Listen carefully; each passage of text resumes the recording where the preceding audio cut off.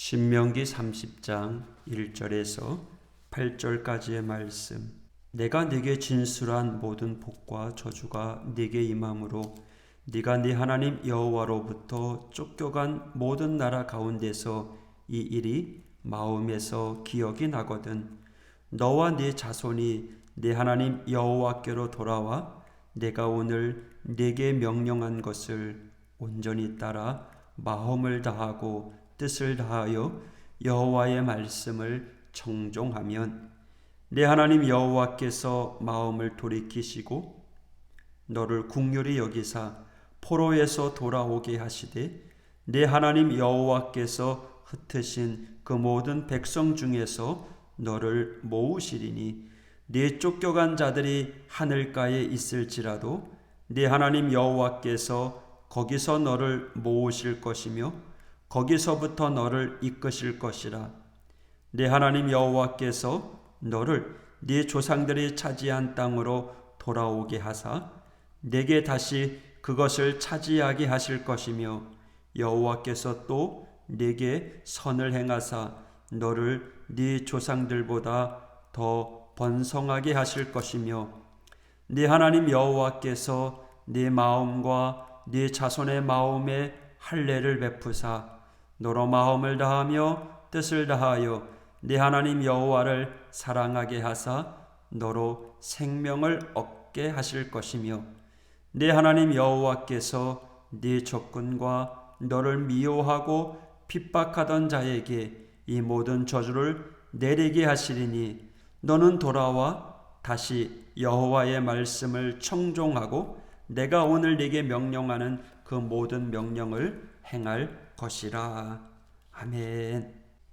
오늘 이 신명기 30장 성경의 제목에는 끝절까지 20절까지 복받는 길이 소개되고 있습니다. 복받는 길은 어떤 길일까요? 오늘 6절에 보니까 네 하나님 여호와께서 네 마음과 네 자손의 마음에 할례를 베푸사 너로 마음을 다하며 뜻을 다하여 네 하나님 여호와를 사랑하게 하사 너로 생명을 얻게 하실 것이며. 누구든지 할례만 받으면 자동으로 하나님의 백성이 되는 것이 아니고 하나님과 언약을 맺어 그의 백성된 사람들이 하나님이 요구하신 언약의 증표로 몸에 실행한 의식이었다는 거죠. 그러니까 마치 누구든지 세례만 받으면 하나님의 자녀가 되는 게 아니듯 이미 믿음으로 하나님의 자녀, 구원받은 자녀가 된 이들에게 그 증표로 베푸는 의식이 세례이듯 할례도 그런 의식이었다는 거죠. 오늘 본문에 여호와께서 네 마음과 네 자손의 마음에 할례를 베푸신다. 그렇습니다. 진정한 할례는 육체에 행하는 의식이 아니라 마음으로 영혼으로 하나님을 섬기며 사랑하는 경건과 영성에 있습니다. 바울도 그랬죠. 로마서 2장 28절 29절에 무릇 표면적 유대인이 아니요 표면적 육신의 할례가 아니니라. 오직 이면적 유대인이 유대인이며 할례는 마음에 할지니 영에 있고 율법 조문에 있지 아니한 것이라.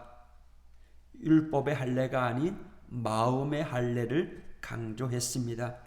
예레미야도 예레미야 4장 4절에 예루살렘 주민들아 너희는 스스로 할례를 행하여 너희 마음 가죽을 베고 여호와께 속하라 라고 호소했습니다. 이 모두가 다 진정한 기독교의 신앙은 의식이나 형식이나 외면보다는 그 내면과 중심과 심령에 있음을 가르쳐주는 말씀입니다. 하나님의 구원은요, 마음의 변화, 영혼의 중생으로부터 새로워지는 역사로 이루어진다는 사실입니다. 여러분, 부디 형식적인 신앙을 내어버리고 마음의 진정한 할례를 통해서 심령으로 중심으로 뜨거운 가슴으로 하나님을 섬기는 영혼의 할례가 이어지기를 진심으로 빕니다. 이제 9절에서 14절까지의 말씀을 읽겠습니다. 내가 내 하나님 여호와의 말씀을 정종하여 이 율법책에 기록된 그의 명령과 규례를 지키고 내 마음을 다하며 뜻을 다하여 하나님 내 여호와 내 하나님께 돌아오면 내 하나님 여호와께서 네 손으로 하는 모든 일과 네 몸의 소생과 네 가축의 새끼와 네 토지 소산을 많게 하시고 내게 복을 주시되 곧 여호와께서 네 조상들을 기뻐하신 것과 같이 너를 다시 기뻐하사 내게 복을 주시리라. 내가 오늘 내게 명령한 이 명령은 내게 어려운 것도 아니요 먼 것도 아니라 하늘에 있는 것이 아니니 네가 이르기를 누가 우리를 위하여 하늘에 올라가 그의 명령을 우리에게로 가지고 와서 우리에게 들려 행하게 하랴 할 것이 아니요 이것이 바다 밖에 있는 것이 아니니 네가 이르기를 누가 우리를 위하여 바다를 건너가서 그의 명령을 우리에게로 가지고 와서 우리에게 들려 행하게 하랴 할 것도 아니라 오직 그 말씀이 네게 매우 가까워서 네 입에 있으며 네 마음에 있은즉 네가 이를 행할 수 있느니라. 아멘. 9절 10절 율법책 여호와의 명령과 규례가 기록된 책. 그리고 율법책의 내용은요 여호와 하나님의 명령과 규례입니다. 그것은 우리 사람들을 얽어매는 그러한 속박과 사슬이 아닙니다. 하나님은 당신이 택하신 백성들에게 은혜와 축복을 주시기 위하여 율법책, 명령과 규례를 주셨습니다. 다시 말해서 인간들로 하여금 하나님의 공의와 사랑의 속성을 바르게 깨닫고 또 우리가 하나님과의 언약 관계에 있다는 사실을 분명히 알게 하기 위해서 더 나아가서는 그것을 잘 지켜 행함으로 큰 복을 허락하시기 위한 방편으로 율법책, 명령과 규례를 주신 것입니다.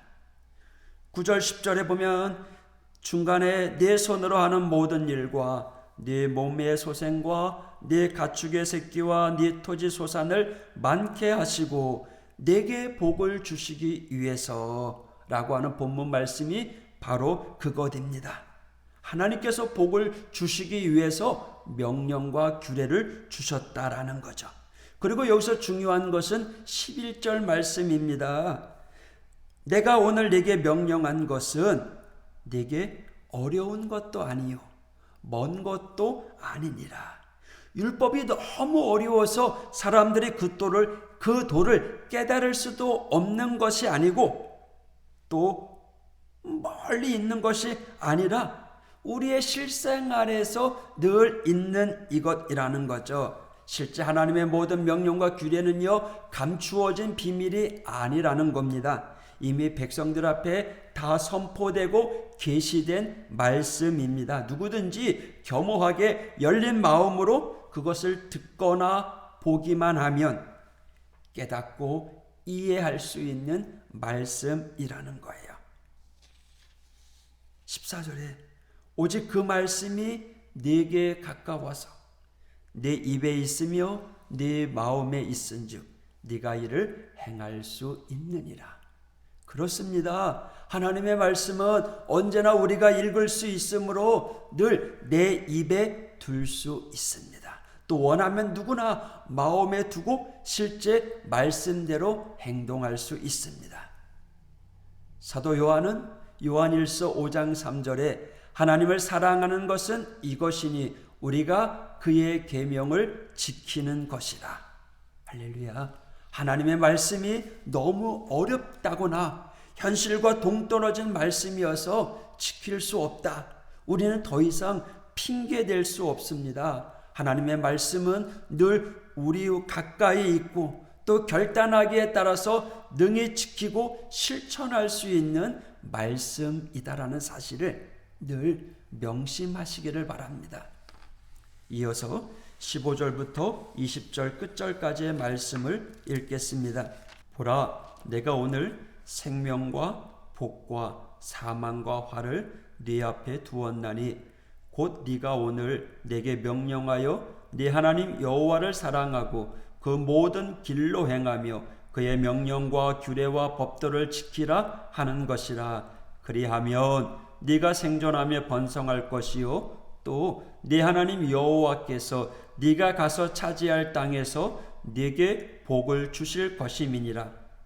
그러나 네가 만일 마음을 돌이켜 듣지 아니하고 유혹을 받아 다른 신들에게 절하고 그를 섬기면 내가 오늘 너희에게 선언하노니 너희가 반드시 사망할 것이라.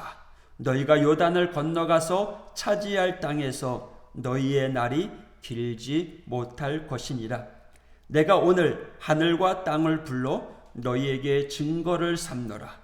내가 생명과 사망과 복과 저주를 네 앞에 두었은즉 너와 네 자손이 살기 위하여 생명을 택하고 네 하나님 여호와를 사랑하고 그의 말씀을 청종하며 또 그를 의지하라. 그는 내 생명이시요 내 장수이시니 여호와께서 네 조상 아브라함과 이삭과 야곱에게 주리라고 맹세하신 땅에서 네가 거주하리라. 아멘. 오늘 이 15절에서 20절까지의 말씀은 무엇을 선택하느냐에 따라서 인생이 결정되어지는 결과에 대해서 설명하고 있습니다. 15절에 하나님은 우리 앞에 두 개의 길이 있으니 선택하라 말씀하십니다. 축복과 저주는 바로 우리 앞에 가까이 있다라는 사실이죠. 여기에서 내가는 하나님이시고 오늘날은 살아가는 매일매일의 삶의 현장을 말합니다. 누구든지 복을 받을 수 있는 가능성과 함께 저주의 가능성도 열려 있다는 사실입니다. 하나님은 인간을 하나님의 형상으로 지으시고요, 자유의지와 함께 그 책임을 지도록 창조하셨습니다. 에덴 동산에서 아담과 하와도 생명나무와 선악을 알게 하는 나무를 선택할 수 있는 자유를 주셨으며 그 결과에 따라 책임을 져야 했습니다. 우리 예수님께서도 두 가지의 길을 말씀하셨죠. 마태복음 7장 13절에서 14절까지 가기는 힘들어도 그래서 가는 이가 적어도 생명으로 가는 길을 가라고 하셨습니다. 오늘 16절 19절을 보면서 두 길은 어떻게 다른 길일까요? 축복의 길은 하나님을 사랑하고 그 말씀대로 따라 사는 길입니다. 반대로 저주의 길은 하나님 아닌 다른 신을 섬기고 자기 중심으로 살아가는 길입니다. 구원은 믿음으로 주어지는 선물이지만 축복은 반드시 행위의 결과로 주어집니다.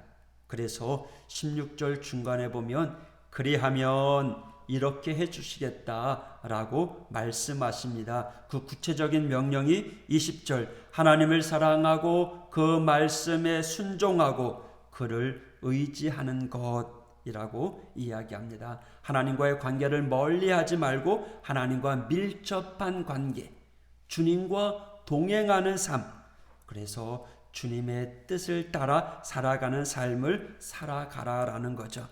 성경을 보면 선택을 잘못해서 실패한 사람들의 이야기가 많이 나옵니다.